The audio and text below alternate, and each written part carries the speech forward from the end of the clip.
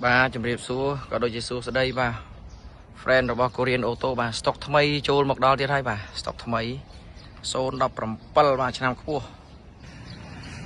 ចិត្តឆ្លងឆ្នាំហើយអត់មានសង្សារបាទនេះបាទទ្វារអូតូ3គ្រាប់បាទបញ្ជាជាមួយសោប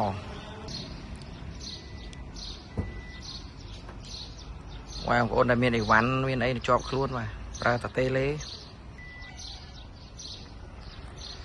ចុចបិទចុចបើកទ្វារអូតូ3គ្រាប់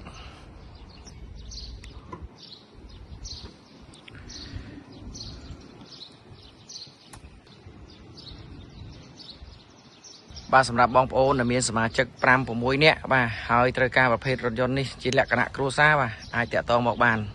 បាទសូមបញ្ជាក់ថានេះជាប្រភេទរថយន្ត Kia Carnival 11 កៅអីពុកម៉ែបងប្អូនបាទជាមួយនឹងឆ្នាំសូត្រផលិត2017ប្រភេទ5បេតុងបាទកាមេរ៉ា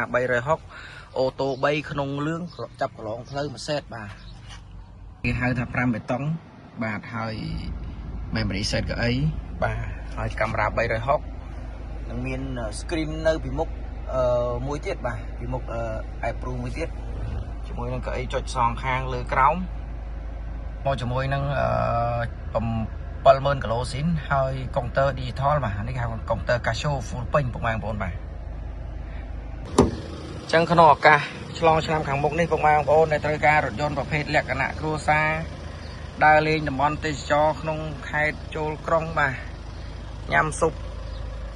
ដើរលេងជុំគ្នាបាទអាចតាក់ទងមកបានគឺឆ្នាំខ្ពស់ហើយនឹងoption ក៏ល្អទៀតពុកម៉ែបងប្អូនបាទខ្មៅរលើបរលោងខ្មៅស៊ីនខ្មៅតាន់បាទខ្មៅមូលមួយជុំអាចតាក់ទងមកបានបាទ017ក្នុងលឿងអូតូ3 5បេតុងពុកម៉ែបងប្អូនបាទកាមេរ៉ា360